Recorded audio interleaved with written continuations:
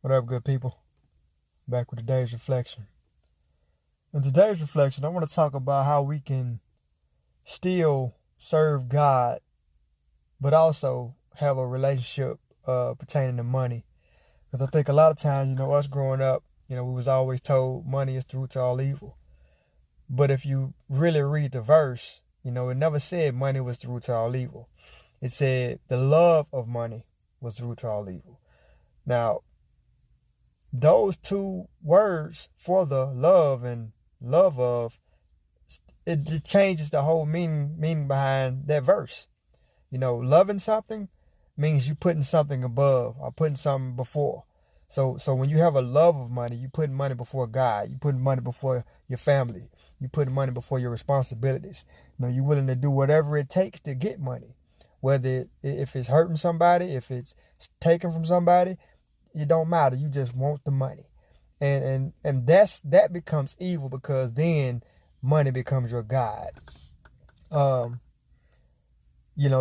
why, we got to be careful with this culture that we in, where we say, well, we always want to be on the hustle. We always want to be on the grind. We always want to be chasing the bag. Because doing that sometimes, especially if you're not in tune with God and you're not allowing God to deliver you those blessings and that abundance, then sometimes you can eliminate God, and you can think that it's only your hands and your doing and your actions that's pursuing the bag. And then once you get the bag, it's like, okay, well, I got it on my own. I never prayed. I never went to church. I never paid tithes. I never did anything pertaining to God. And so, you know what? I don't think I need God. And so that becomes your love. The love of money becomes the root to all evil, because you just completely dismiss God and you start chasing the money.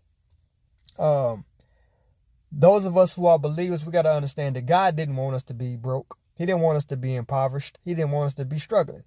God wanted us to be abundant. Like, how you gonna feed the needy if you ain't got money?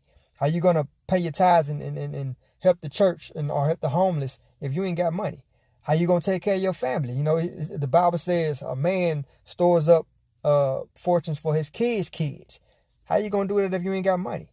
Yeah, we can pray, we can have belief, we can have hope, but at the end of the day, faith without works is dead. Like, if you think about the people in the Bible, they all were wealthy. Solomon was wealthy, David was wealthy, Abraham wealthy. And so we got to understand that we can have a relationship with money and still have a relationship with God. We just got to make sure that we put things in perspective, right? God is always the number one thing, not money.